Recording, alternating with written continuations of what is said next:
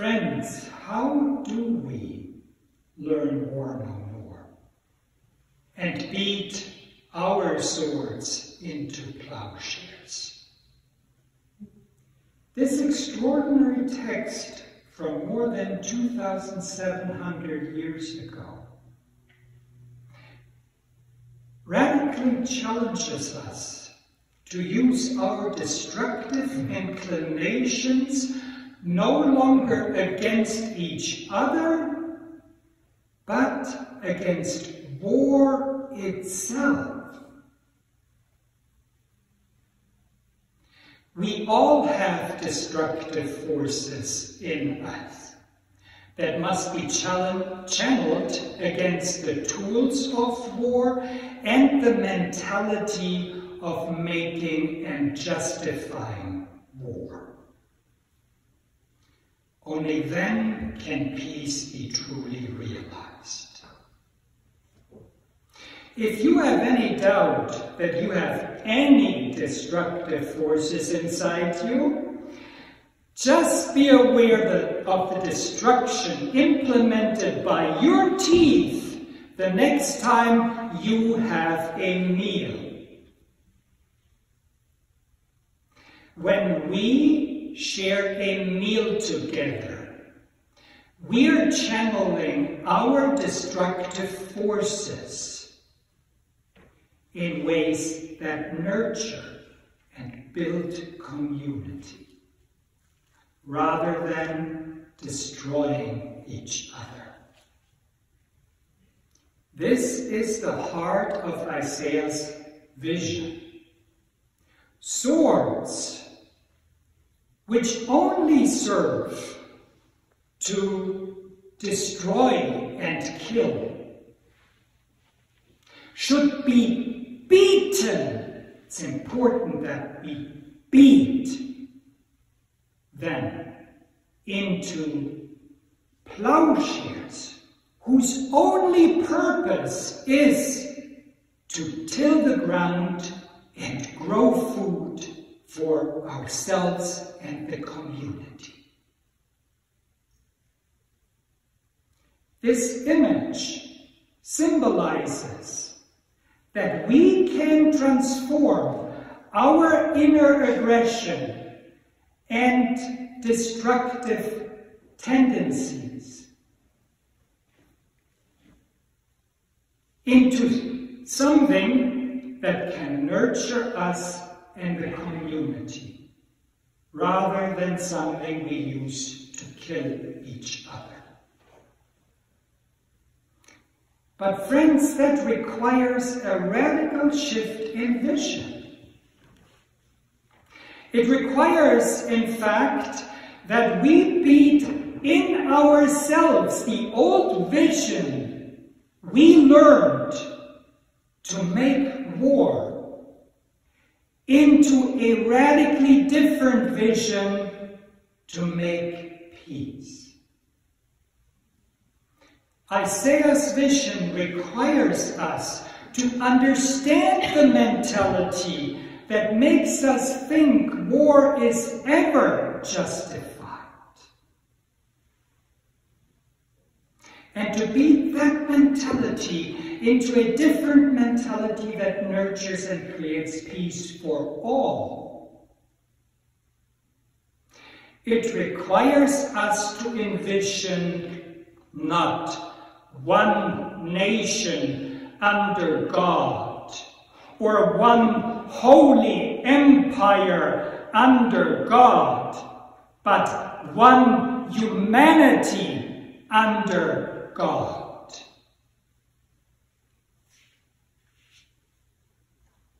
But for this to happen, friends, we must learn from psychology, from the science of mentality, because, as we just sang, our hearts of stones have to be transformed. That is our mentality.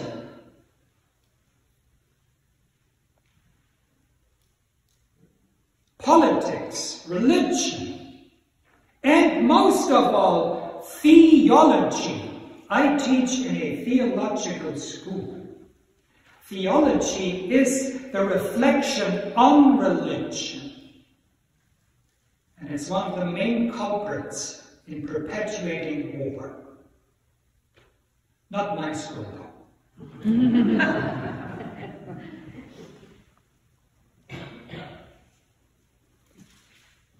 They all need to learn from psychology to understand and transform the mentality that makes and justifies war. We live again, friends, in a time where war is widely justified. Just turn on the news. This is what all you hear. We always justify war in the name of morality. We weaponize morality. In the current Ukraine war, both geopolitical power players, Russia as well as NATO, it's really their war, weaponize morality in order to appeal to us, the masses, to support each of their grandiose visions of hegemony. Hegemony means that one of them wants to be having power over everyone else. Both sides believe in the vision that President Obama spelled out so clearly in no less than his 2009 Nobel Prize acceptance speech, the Peace Nobel Prize acceptance speech.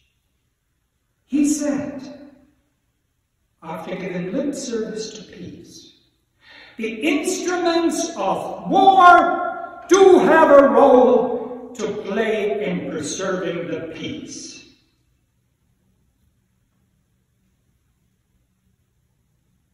You know where he got that from? Theological justification from one of America's greatest theologians, Reinhold Niebuhr. He's known for Christian realism. It's a fear-soaked realism. It's a realism that can't think outside of the box. It's a realism devoid of trust in God. But he's celebrated and gives ideological justifications for wars, perpetual wars. Has nothing whatsoever to do with Isaiah or with Jesus or with any God worth the name of God. You could also say, with George Orwell, war is peace. That's basically what Obama said. I am not singling out Obama. Every leader who goes to war will justify their war by moral means, always in the name of protection, friends.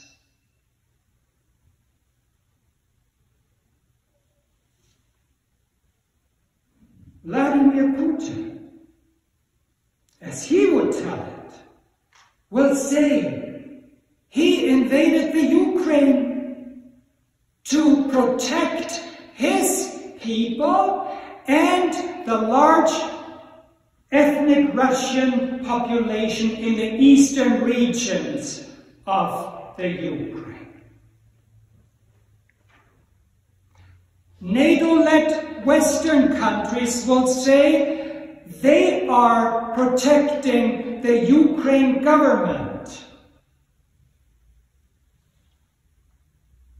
which they want to join the military alliance of NATO. NATO is not a little club promoting humanitarian goals. NATO is a military alliance. And NATO says we're protecting, of course, all of the Ukrainian people, but the people in the eastern regions will claim, many of them claim that they were oppressed by the Kiev regime. I'm not here to say either of them is right.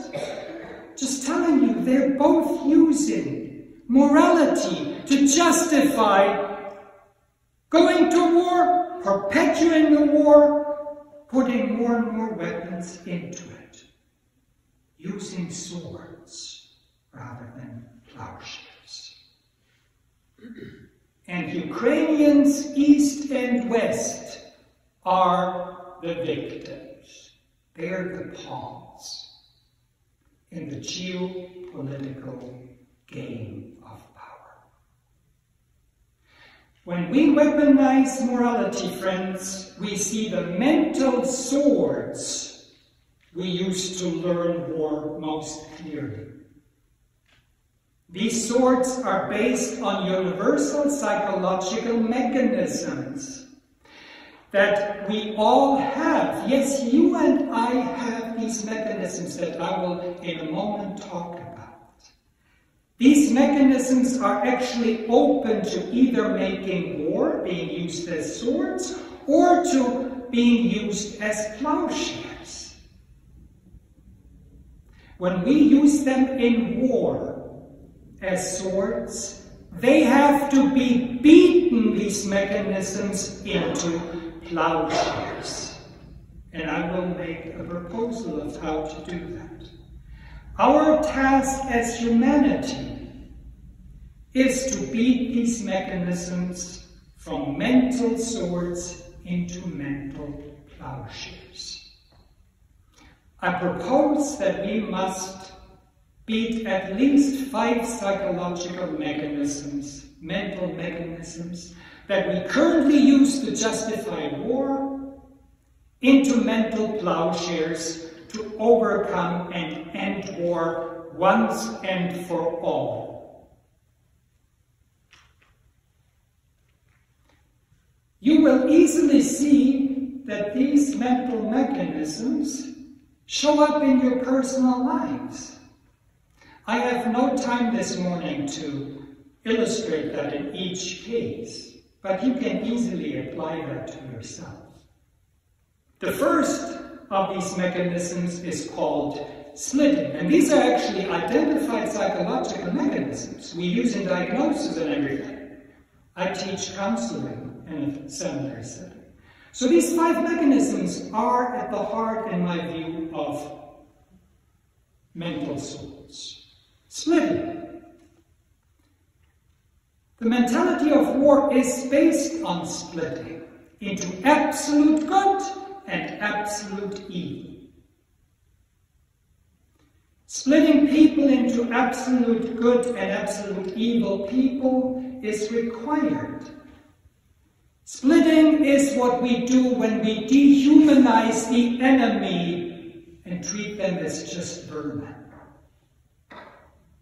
By some estimates, more than 320,000 soldiers, almost half the population of Indianapolis, have been killed in the war in the Ukraine right now.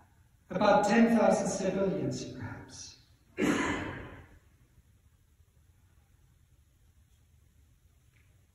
News coverage is extremely important in creating splitting. Each side, if you lived in Russia, you would probably think this war is just fine and dandy. Here, all the crimes of the enemy are magnified to such an extent that we think they're absolutely evil and we should put all the weapons we can put there.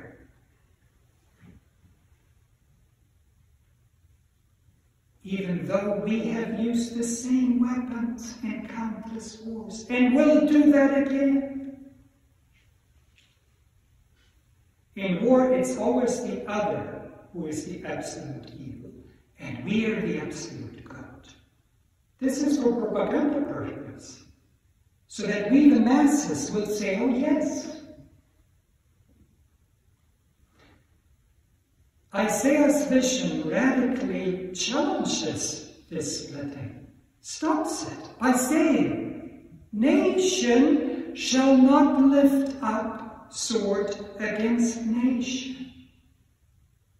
Stop using the sword of splitting against other nations. You're just as bad as them. All the nations shall stream to God's house, which has place for all. Jesus expressed this similarly in his Sermon on the Mount. He fought splitting by saying, it has been said to you, love your neighbor, meaning your own country, and hate your enemy, meaning Russia and all the Russians. I say to you, love your enemy and pray for those who persecute you, so that you may be children of your Father in heaven. For he makes his sun rise on the evil and on the good, and sends rain on the righteous and on the unrighteous. Friends, you cannot make war with this. That is the mentality of beating swords into plowshares. Here, God is not the source of making the other absolutely evil. Here, God is the source of overcoming splitting, rather than perpetuating it. Or if we want to get theological, metaphysicizing it. That is when you say the enemy is possessed by the devil, fighting against us who are all blessed by God. How can we beat this mechanism of splitting into plowshares? We can direct splitting not against each other, but against war itself. Only war and killing other people is absolutely evil.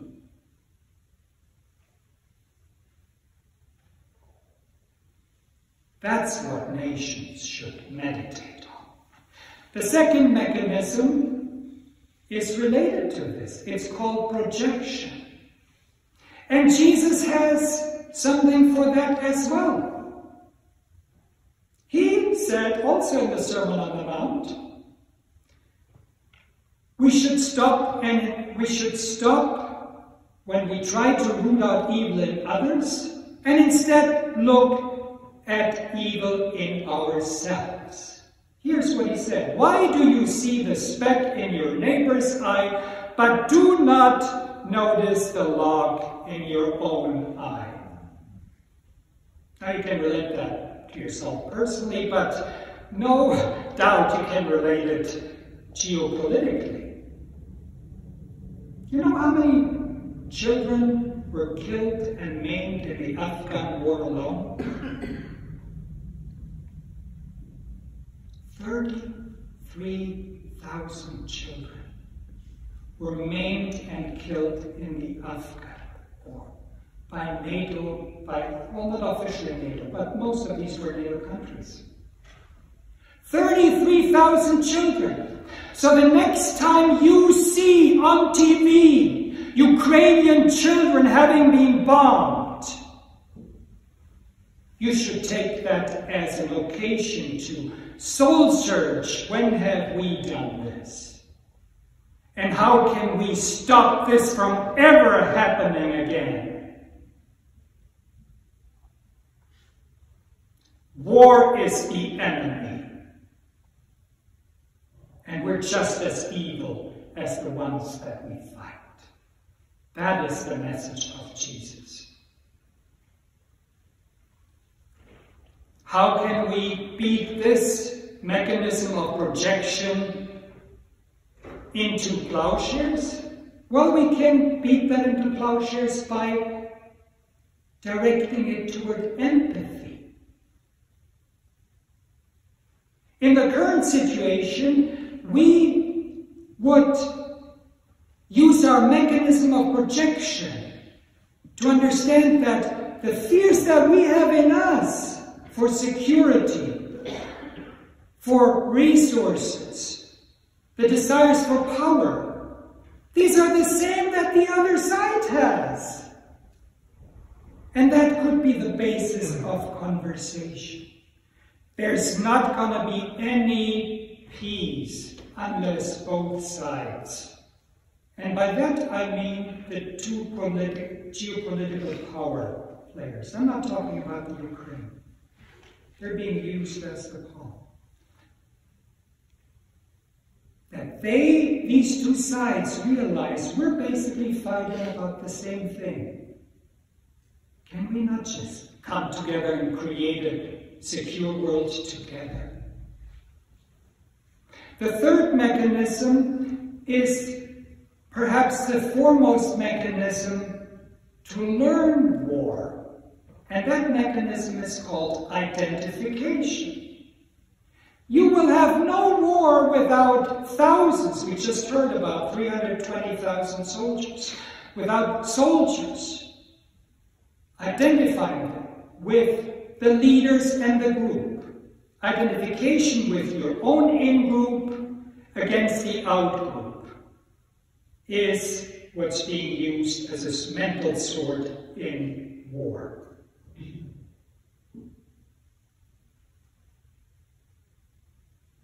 This type of identification is really a belief in the crazy idea that if we identify with our group, with our leader, then we will be just as powerful as they are, and we will be safe forever. It has never really happened. It only creates the next war.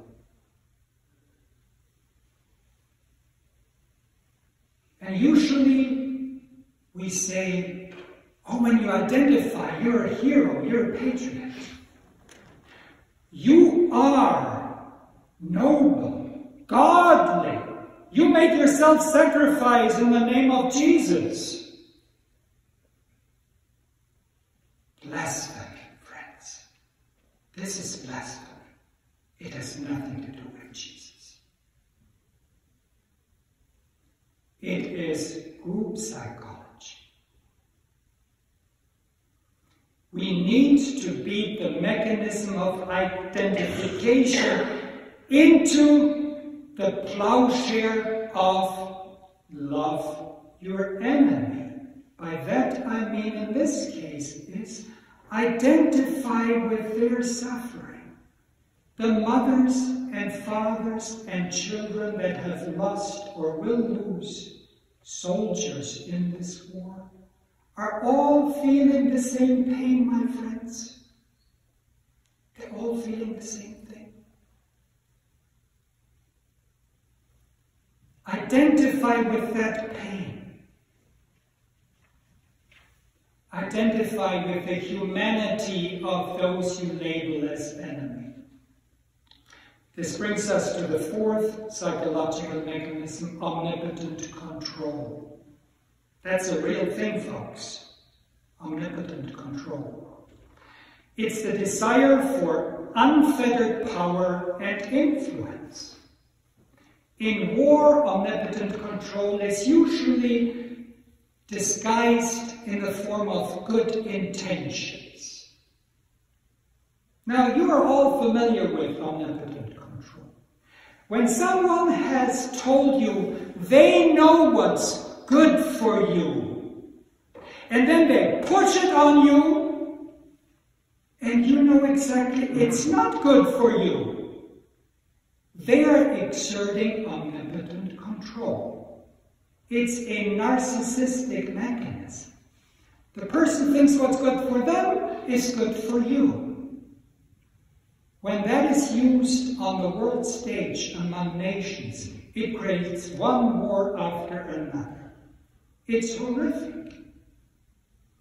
I couldn't find a better example than Richard Nixon's inaugural speech. Guess what? Richard Nixon used the very text I just read this morning from Isaiah 2:5 to swear his oath of office in 1969. Because, as he said it, and I will quote this, he wanted his own nation, the United States, which he calls America, and the United States is not America. There are two continents that are called America. That's itself an expression of this. But he wanted America to, quote, have the title of peacemaker. This honor now beckons America, the chance to help lead the world at last out of the valley of turmoil and onto that high ground of peace that man has dreamt of since the dawn of civilization. End of quote. What omnipotent hubris. Or you might have some other choice words for it. Do you see what Nixon is doing with this text? Who is the one pulling the nations up? God. Nixon twisted this text around to say one nation is above all the mountains of the other nations. That's how wars get started and perpetuated. Nixon wanted America, the United States of America, to take the place of God, reserved for God in the prophet Isaiah's message. That is the misuse of omnipotent control. And of course, it's in the name of peace. So what did he actually do? Over Christmas in 1972, he approved Operation Linebacker, dropping nearly 20,000 tons of bombs on densely populated areas in Vietnam, in the most intense air offensive of the entire Vietnam War. That was Nixon's "we are the peacemaker" moment. 1 month later, he had to admit defeat. Friends, when human leaders play God, they want to place themselves above all other mountains as the highest mountain.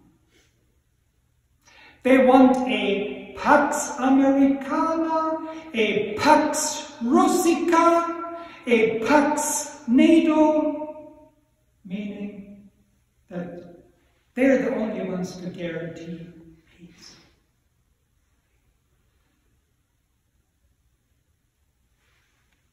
Prominent psychiatrist and psychohistorian Robert J. Lifton called this superpower syndrome. There's a book by that name. Only the divine does not use the place above our mountains to oppress, but rather to truly pull us up to higher ground in our unique ways. Now, how could we shift this mechanism of omnipotent control? You might think, how can that be twisted around, right? Well, what we could do, we could could apply omnipotent control not to controlling nations, but to control the thing that we all want to get rid of, hunger. Do you know how much the world spends on military every year? $2 trillion. That's 2,000 billion. Next year, 886 billion, so almost half of it will be spent by the United States. 84 billion will be spent by Russia. Do you know how much it takes to save 45 million people that are currently facing famine and starvation from hunger? Just 7 billion. Less than 1% of the US military budget, defense budget. Less than 10 of Russia's. And the UN World Food Programme has told us that if we spend only 40 billion a year, every year until 2030, we could eradicate hunger, the conditions that create hunger, once and for all. Just imagine that. A measly 400 billion would get rid of all of hunger. That's 1/5 of what we spend on the military every year. And these 400 billion, we would have 8 years to do that. Isn't it crazy, folks? Aren't we living in a crazy world? Well, it's because we have these mental swords. And mental swords are waged because of fear. The last and fifth mechanism is rationalization.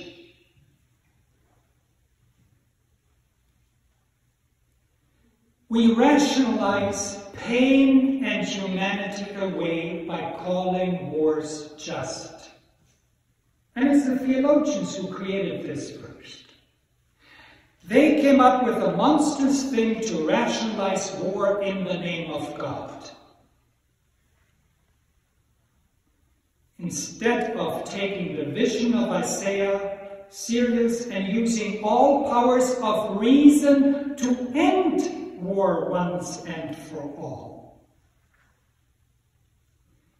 They rationalize that war is the only moral option. It has never been the only moral option.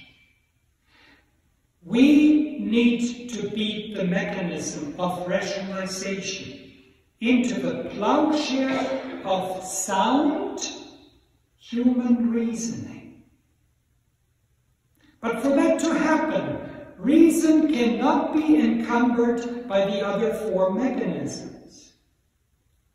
By splitting, by omnipotent control, by projection, by identification. And reason needs to stay connected to true feelings, human feelings. You can't rationalize war if you stay connected to the feeling of what you're doing to the other. All Quiet on the Western Front is the movie that won a few Oscars. It's Eric Maria Remarque's testament after World War I, over 100 years ago. I recommend you watch this movie. It's on Netflix. You can find it in other places.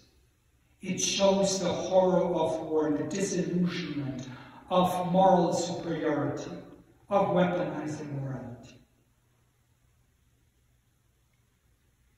How can we transform rationalization? Sound reasoning.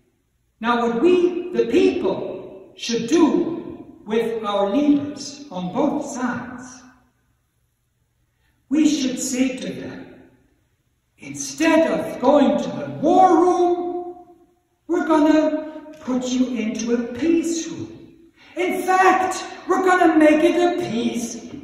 We're going to make it a peace retreat. You're going to get as much food. Remember, food channels destructive forces in a good way. You're going to have everything provided, and you will not come out of that retreat until you have resolved the conflict. You have resolved the conflict. Imagine Biden and Putin and Jinping all sitting in a retreat. Let's choose Davos.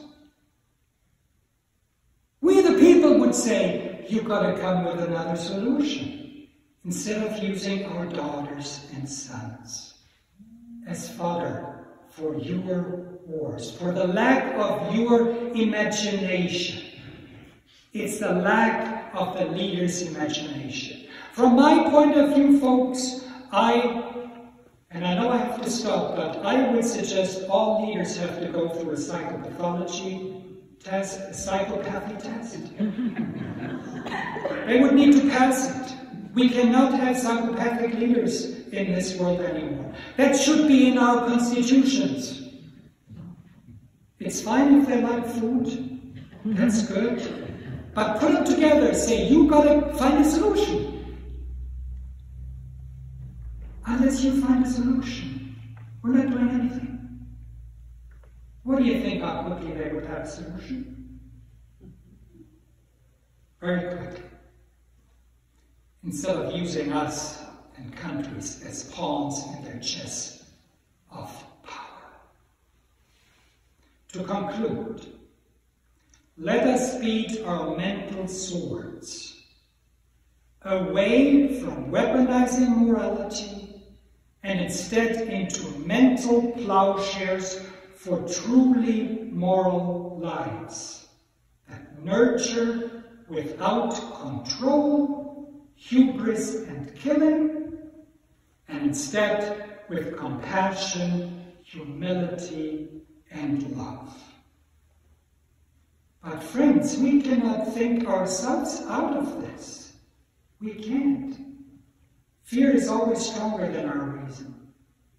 And that's why Isaiah says the condition for us to create peace is to cultivate a vision that the all-loving heart of God is like a large tent in which all people find shelter.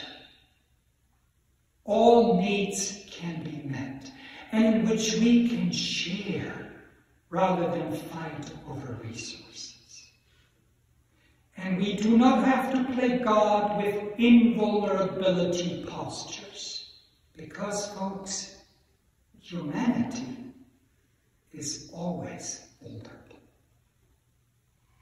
Only God can be above our mountains in ways that pull us all up rather than push us down. And God is not imagined in Isaiah as an imperial king. It's actually important that Isaiah mentions no earthly king or God as a king. God can only be imagined as all-loving and all-nurturing. The divine, to paraphrase Rihanna's Oscar-nominated song, I think she should have won it, from the movie Wakanda Forever, the divine lifts us up when we feel like nothing. It holds us down when we're in danger of flying up into omnipotent fantasies and wanting to make war. And it keeps us safe in love and in light. Friends, let us walk in this light.